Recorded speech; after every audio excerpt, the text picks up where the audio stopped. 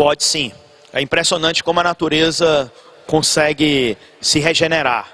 Claro que não é uma coisa tão fácil, tão simples, tão rápida, mas é impressionante. Como também, em vários momentos, você pega uma floresta que ela foi queimada, passa um tempo, ela consegue se regenerar.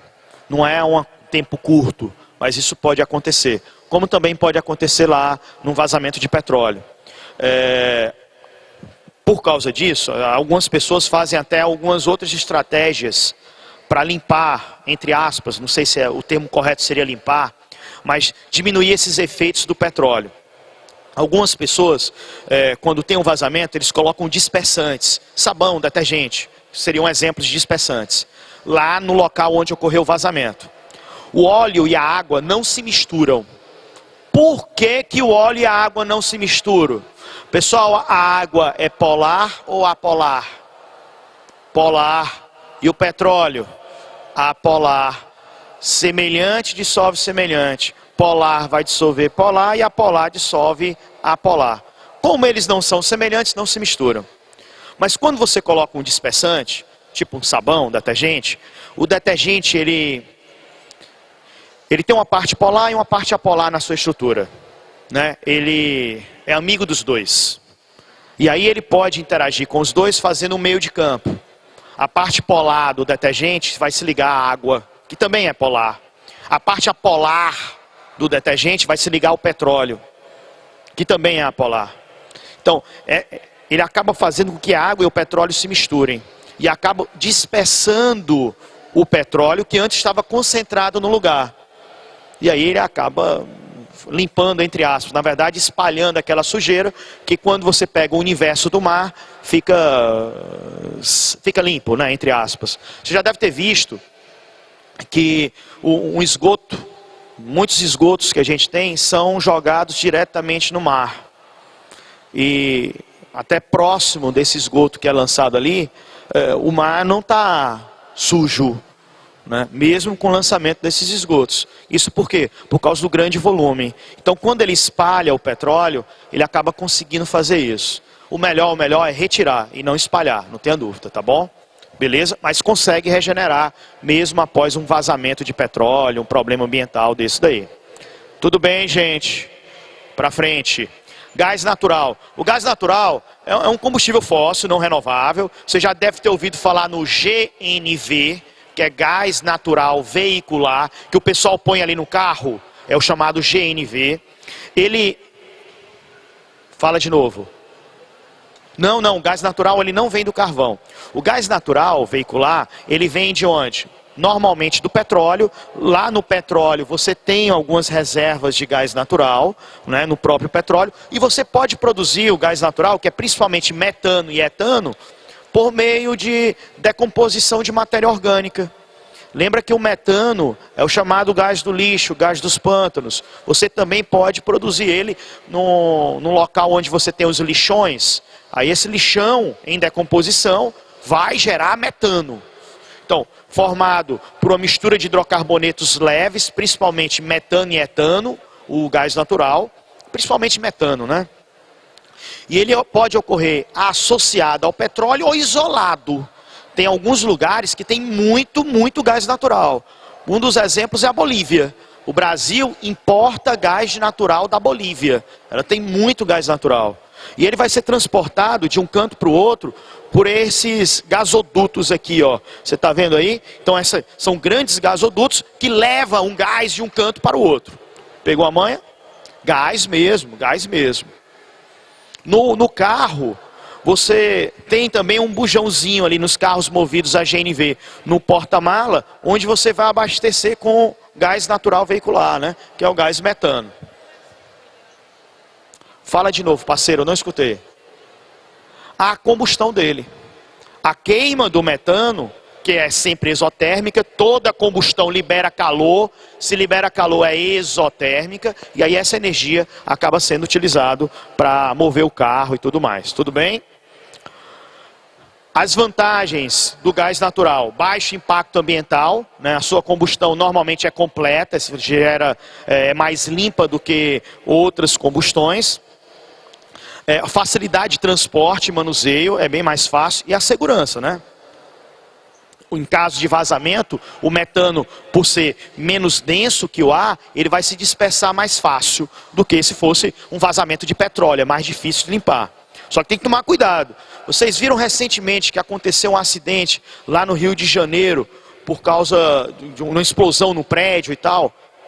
Foi provavelmente vazamento de gás natural que ocorreu essa explosão. Ou gás natural, ou GLP, gás liquefeito de petróleo, que é o butano. Tudo bem? Para frente, mais uma. Carvão mineral. Carvão mineral é uma dos principais fontes de energia do mundo, né? O carvão. O carvão, gente, ele tem alguns problemas. As termoelétricas que a gente está ligando agora, essas termoelétricas, que por causa da seca, a geração de energia das hidrelétricas está sendo menor, sendo necessário ligar as termoelétricas para compensar essa energia. Essa energia das termoelétricas que usam carvão mineral é uma energia mais cara. Você deve ter percebido que a conta de luz aumentou muito, né? E essa conta de luz que aumentou, boa parte é por causa da geração de energia por meio das termoelétricas, que é uma energia mais cara. Isso causou um aumento na nossa conta de luz. É bem mais barato gerar energia por meio das hidrelétricas. É uma energia mais barata, né? E mais limpa também, esquece não. Aqui a gente tem alguns tipos de carvão mineral, né? Eu botei madeira, tufa, linito, hulha, antracito, são todos exemplos de carvão mineral. E é um combustível, pessoal, extremamente, com muita impureza, principalmente uma impureza chamada de pirita. Não é birita não, é pirita. Pirita a gente chama de ouro de tolo, ouro de besta, porque ele parece ouro. O cara encontrava pirita ali, aí pensava que tinha ficado rico, aí quando ia lá, não cara, isso é pirita, não tem o mesmo valor. E uma das formas de você diferenciar a pirita do ouro puro, você sabe que o ouro é o metal mais maleável que existe, né? Maleável é aquela capacidade de se transformar em lâmina. Se você tiver ouro puro, pegar uma moedinha, acho que vocês já viram em desenho animado. Quando o desenho animado encontrava o ouro, né, uma moedinha de ouro, para saber se era de ouro, o que é que ele fazia? Mordia, lembra disso? Quando ele mordia, se for ouro puro, fica a marca do dente, porque ele é muito maleável. Oi, parceiro. Ficava a marca do dente. Se não for ouro puro, se for pirita, ele se quebra, né? Se parte, que é um composto iônico, ele é mais quebradiço. Então, uma das formas de diferenciar, né? O ouro puro, que seria o ouro de 24 quilates. Você já viu que algumas pessoas compram ouro, um cordão de ouro 18 quilates? O que é esse quilate? O quilate indica a pureza do ouro. Quantos por cento de ouro você vai ter? Se for ouro puro, 24 quilates. Se 24 quilates é 100% de ouro, 18 quilates tem quantos por cento? Faz a regra de 3. 24 é 100, 18 é X. 75% de ouro. Michael, quando eu passar no vestibular, eu vou comprar um cordão de ouro, 24 quilates, bem grande, grosso, com pingente aqui dizendo aprovado. Ostentação. Meu chapa, não é muito inteligente fazer isso. Mas Mike, eu tenho dinheiro. Eu sei, você é estribado, eu sei. Mas não está sendo inteligente por um motivo simples. Você com um cordão desse, mesmo, o pessoal vai querer roubar. Não é isso não. Ele vai quebrar muito fácil. Vai amassar fácil, é ouro puro. Por isso que eles misturam com outras coisas. Mistura com cobre, mistura com prata, para dar o ouro 18 quilates, dar uma resistência maior. Compre o 18 quilates, tá bom? Se quiser dar de presente para mim, eu aceito. Vai dar certo, vai dar certo. Então, tem pirita. Essa pirita, que está presente como impureza no carvão, ele tem enxofre. É FeS2. E como tem enxofre, quando ele é queimado, libera óxido de enxofre, que gera chuva ácida. Olha só a pergunta. Como se explica o fato de a Rússia ter uma grande reserva de gás natural e uma baixa reserva de petróleo? Pessoal, não esquece. O gás natural, ele pode ocorrer junto com o petróleo, mas também pode ocorrer de forma separada ao petróleo. Então, não necessariamente onde tem petróleo tem gás natural, onde tem gás natural tem petróleo. Eles podem ocorrer juntos, mas também podem ocorrer de forma separada, né? Então, gás natural da Rússia é extremamente importante naquela região ali, Rússia, Europa, fica atento em relação a isso. Beleza? Então, um dos problemas do uso do carvão mineral, chuva ácida, é extremamente poluente, também vai ter intensificação do efeito estufa. Então, cuidado com isso, viu, pessoal? A parte ambiental é muito importante. Para frente, hidrogênio. Se a gente pudesse escolher um combustível, seria ele. O hidrogênio é muito bom, pessoal, é muito bacana. O hidrogênio, ele é um combustível de alto rendimento. Enquanto quando você queima gasolina, boa parte da energia vira calor que não consegue ser aproveitada, no hidrogênio você tem um alto rendimento. O Enem adora colocar questões assim, ele pega vários combustíveis, aí pergunta, qual que tem maior rendimento por massa? É o hidrogênio. Não precisa nem fazer conta, vai ser o hidrogênio. É o combustível de maior rendimento por grama, por massa. O hidrogênio é um combustível de alto rendimento, limpo e renovável, diferentemente dos outros que a gente viu. Ele não vai provocar efeito estufa, intensificação do efeito estufa, não provoca chuva ácida e ele é renovável. Mike, então, se o hidrogênio é tão bom, por que a gente não usa hidrogênio? É um detalhe, só um detalhe besta, né? Ele a tecnologia usada para você obter o hidrogênio, para você usar o hidrogênio como combustível, é muito cara. Então, é por isso que ele não é usado em larga escala. Mas o processo, a forma que você vai adaptar os carros movidos a hidrogênio, aí eu botei uma foto de um ônibus movido a hidrogênio, com células de hidrogênio. A tecnologia é semelhante à do gás natural lá do carro. No porta-mala você vai ter um bujãozinho com hidrogênio, fica lá o hidrogênio. Aí esse hidrogênio vai para uma pilha, que a gente chama de pilha de combustível, onde o hidrogênio é oxidado no ânodo e o oxigênio é reduzido no cátodo, né? É uma pilha, ânodo e cátodo, vocês já devem ter estudado isso ou vão estudar ainda. E aí ele gera energia. Lembra que a pilha transforma energia química em elétrica. Essa reação química gera eletricidade, que fica armazenada numa bateria, e aí o carro funciona. É como se fosse um carro elétrico. Só que o carro elétrico, a galera abastece na tomada. Esse carro, ele vai abastecer, você vai abastecer ele com hidrogênio que vai gerar energia, e aí você tem uma bateria que vai ser colocada ali, fazer o carro andar. Não tem barulho, não tem poluição sonora, portanto, e é limpo, porque olha só as reações, ó. As reações são essas. Lá no ânodo, o hidrogênio se oxida, é o polo negativo da pilha. No cátodo, o oxigênio se reduz, ganha elétrons. E a equação global, hidrogênio mais oxigênio, forma o que, Michael? Água. Água vai poluir o que, meu chapa? No caso dessa célula de hidrogênio, não sei se você sabe, mas aquelas viagens espaciais na NASA, usando os antigos ônibus espaciais, porque eles foram aposentados, né? A NASA agora, quando quer mandar um astronauta para o espaço, ele vai lá para a Rússia, né? Não se faz mais contenção de gastos por causa da crise, né? Lares também viveram uma crise grande. E aí, o ônibus espacial, ele usava hidrogênio como combustível. O grande lance é que, além de gerar uma grande quantidade de energia, a água produzida nessa viagem espacial, pela célula de hidrogênio, era aproveitada pelo astronauta para matar a sede dele.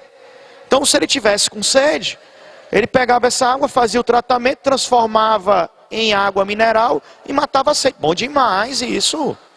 Bom demais. E não poluente. Por que a gente não usa essa célula, Michael? Qual é o problema? Preço, é muito caro. Deu para entender, pessoal? Então, seria uma das fontes de energia que a gente poderia pensar para o futuro. Mas, em outra oportunidade, você vai ter aulas dos professores falando sobre os biocombustíveis. Aí ele vai falar do biodiesel, vai falar do etanol, do álcool etílico, que é um biocombustível muito usado no Brasil. Aí vai falar de outras fontes alternativas, energia eólica, energia solar. Isso daí é importante, fica atento, tá bom? Perguntar, a água que sai na combustão do hidrogênio tem qual estado físico? Vai depender das condições ambientes. Ele pode sair tanto na forma de vapor, como pingando mesmo no estado líquido. Depende das condições ambientes, tá bom? Se sair em vapor, você lembra que ele vai condensar depois, por causa das condições ambientes. Tá joia? Para frente, vamos fazer umas questões que a gente falou demais e o tempo está já se esgotando. Vai? Pega aí a primeira questão, por favor. Essa é a questão do Enem de 2014. Podemos? Vou ler, hein? O potencial brasileiro para transformar lixo em energia permanece subutilizado. Lembra dessa questão do ano passado? Apenas pequena parte dos resíduos brasileiros é utilizada para gerar energia. Contudo, bons exemplos são os aterros sanitários, que utilizam a principal fonte de energia ali produzida. Alguns aterros vendem créditos de carbono com base no Mecanismo de Desenvolvimento Limpo. A gente chama de MDL, Mecanismo de Desenvolvimento Limpo, do Protocolo de Kyoto. Essa fonte de energia subutilizada citada no texto é Pessoal, essa fonte de energia é o chamado gás do lixo. Gás dos pântanos, que é quem? Metano, que é o gás natural, que é o CH4. O gabarito aí seria letra D de dado. Gás metano, obtido pela atividade de bactérias anaeróbicas na decomposição de matéria orgânica. Esse gás a gente poderia muito bem aproveitar lá nos lixões. Infelizmente, a gente não faz isso, né? Mas deveria ser tratado como prioridade. Questão 2 também do Enem. Sabe-se que o aumento da concentração de gases, como o CO2, o CH4, que é o metano, e o N2O, que é o óxido nitroso. Esse N2O, eu não sei se você sabe, você já ouviu falar no chamado gás hilariante? O gás hilariante é esse cara, o N2O, o óxido nitroso. Esse cara, o gás hilariante, ele é utilizado inclusive como anestésico em hospitais. Nos Estados Unidos eles usam muito na odontologia. O cara vai extrair o dente da pessoa, aí taca gás ali para ele cheirar, ele cheira gás hilariante, aí ele começa a se abrir, ele aproveita para arrancar o dente. É mais ou menos isso, Esse óxido nitroso, ele é um gás hilariante, tá bom? É chamado de gás hilariante. Ele também está presente em algumas corridas, não sei, acho que na Stock Car, eu acho que tem também, é o chamado nitro. O cara está dirigindo o carro, aí ele quer aumentar a potência do carro, aumentar a velocidade. Aí ele aperta um botãozinho que libera esse gás, o óxido nitroso, o mesmo gás hilariante, que se decompõe aumentando a quantidade de oxigênio para queimar o combustível. O carro ganha potência. E aí quem está dirigindo um carro desse percebe a inércia no dia a dia, né? Que o carro vai para frente, você vai para trás, né? Então isso daí é o chamado gás hilariante, é o nitro, é o NOx que você tem presente ali nessas corridas. Sim, mas voltando para a questão. Vou reler, vou começar de novo. Sabe-se que o aumento da concentração de gases como CO2, CH4 e o óxido nitroso na atmosfera é um dos fatores responsáveis pelo agravamento do efeito estufa. A agricultura é uma das atividades humanas que pode contribuir tanto para a emissão quanto para o sequestro desses gases, dependendo do manejo da matéria orgânica do solo. Olha só, você pode melhorar o problema ambiental causado pela intensificação do efeito estufa utilizando a agricultura. Por que a agricultura, por que essas plantas ali podem melhorar o problema ambiental causado pelo aquecimento global? Gente, o que a planta faz para obter energia? Fotossíntese. E a fotossíntese, meu chapa, extrai CO2. Ele retira gás carbônico. Como ele retira gás carbônico, ele captura CO2, ele diminui o problema ambiental causado pelo aquecimento global, decorrente do aquecimento global. Deu para entender isso? Então, para a gente é muito importante que você tenha essas plantas aí, para retirar CO2 por meio da fotossíntese. Por que que a gente fala que o etanol, que é um biocombustível, ele polui muito menos que a gasolina? É porque o etanol, quando ele é queimado, ele também vai liberar CO2. Mas esse CO2 que ele libera, ele tinha retirado já da atmosfera, por meio da fotossíntese. O etanol não vem da cana de açúcar, né? Uma planta não vai gerar fotossíntese, ele tira CO2, aí eu transformo em álcool, aí depois ele queima, devolve o CO2. Mas o CO2 proveniente da gasolina vem lá do petróleo. Aquele carbono vem do petróleo, está lá no fundo do poço. Como vem do petróleo, esse carbono não estava na atmosfera. Você está lançando uma nova quantidade de CO2 na atmosfera. Então é muito pior. É biocombustível. A gente tem que começar a trabalhar com biocombustível. Combustíveis alternativos. Energia eólica, energia solar e os biocombustíveis. Álcool, biodiesel. Tem que aumentar isso. A gente tem que começar a passar, a tirar, a sair da matriz energética muito dependente do petróleo para outro tipo de matriz energética. Tudo bem? Vamos ver a pergunta. De que maneira as práticas agrícolas podem ajudar a minimizar o agravamento do efeito estufa? Vai, gente. Como é que ele pode minimizar? Gabarito. Aumentando a quantidade de matéria orgânica. Quando você aumenta a quantidade de plantas ali, você vai ter mais fotossíntese. Se tem mais fotossíntese, ele retira mais CO2. Deu para entender isso, gente? Tranquilo? Beleza? Para frente. Terceira.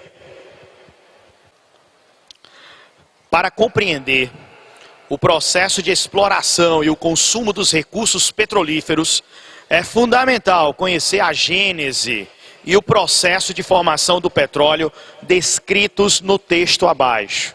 Vou ler o texto. O petróleo é um combustível fóssil, originado provavelmente de restos de vida aquática acumulados no fundo dos oceanos primitivos e cobertos por sedimentos.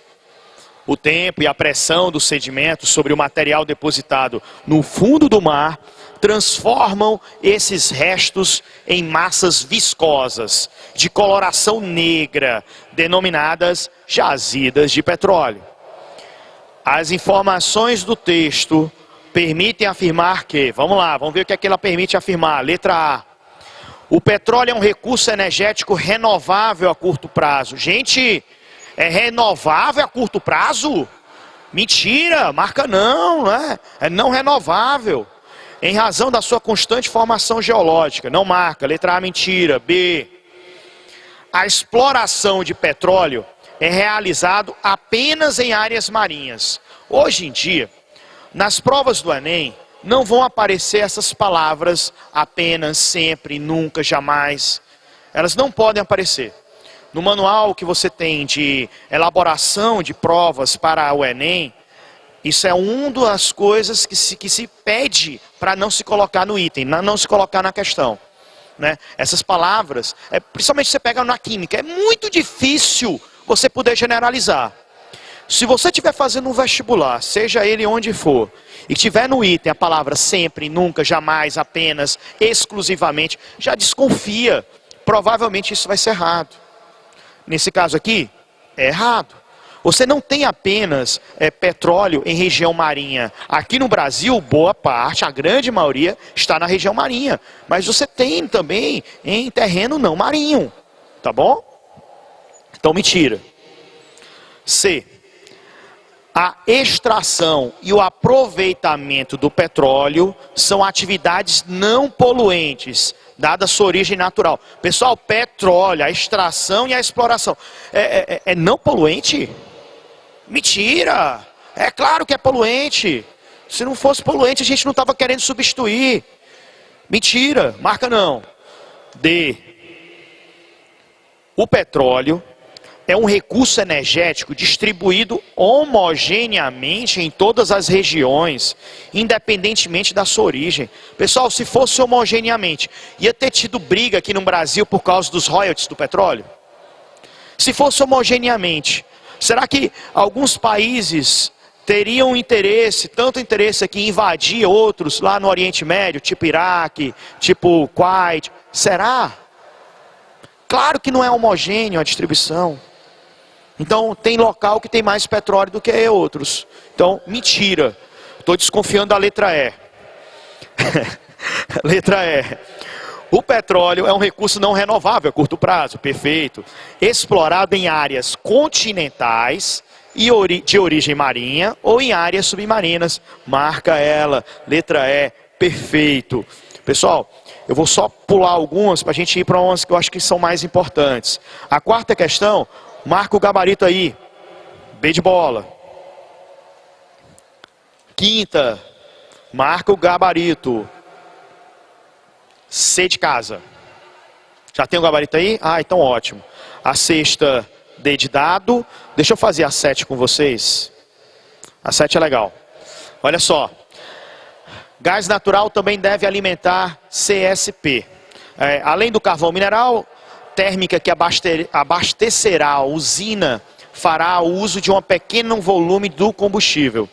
A Companhia Siderúrgica do Pecém, CSP, em instalação no município de São Gonçalo do Amarante, já negocia com a Companhia de Gás do Ceará, Cegás, e a Petrobras para alimentar parte do combustível da termoelétrica de suas instalações com gás natural. A informação foi dada ontem pelo gerente de Relações Institucionais de Comunicação e Sustentabilidade da empresa, Ricardo Parente, durante o Café com Finanças, encontro promovido pelo Instituto Brasileiro de Executivos de Finanças. É melhor usar metano do que carvão mineral. Carvão mineral é mais poluente, é pior. Eu falei para você, a história da pirita e tal, tem impurezas de enxofre, chuva ácida, aquecimento global, então fica atento. Ela, a termoelétrica, né, já vai utilizar um pouco de gás natural, mas estamos conversando com as duas empresas para melhorar isso. Porém, é um volume muito pequeno de gás, coisa mínima, informou, ressaltando o prazo de funcionamento da siderúrgica para 2015. Parente ainda garantiu que a alternativa é pontual e a matriz energética da CSP, que é o carvão mineral, será mantida. O projeto do empreendimento, segundo contou, foi pensado para 50 anos. E caso uma mudança da matriz se torne viável, ela poderá ocorrer. O ponto principal é a disponibilidade de gás natural a um custo competitivo. Havendo gás natural, a probabilidade de, no futuro, agregar parte da empresa com tecnologia deste combustível é factível, afirma. Vamos lá. Apesar de a matriz energética da CSP ser carvão mineral, a utilização, mesmo pequena, de gás natural é importante porque, letra A, o gás natural é mais barato, gerando um lucro maior. Pessoal, ele falou lá que era melhor o carvão mineral. Tanto que ele estava vendo se o preço compensava. Letra A, mentira. O gás natural polui menos que o carvão, pois sua queima é mais completa? Polui, né? Boa, gente. Gabarito B de bola. Show. Só o gabarito das outras. Oitava, letra E. Nona, A de amor. Décima, A de amor. Meus queridos, eu queria só dizer que foi muito bom passar esse sábado à tarde com vocês. Parabéns pela simpatia de todos. A gente se vê numa próxima oportunidade. Qualquer coisa, pode me procurar aí pelas redes sociais. Obrigado, um grande abraço e tamo junto, tá bom? Bom retorno, retorne em paz. Até mais.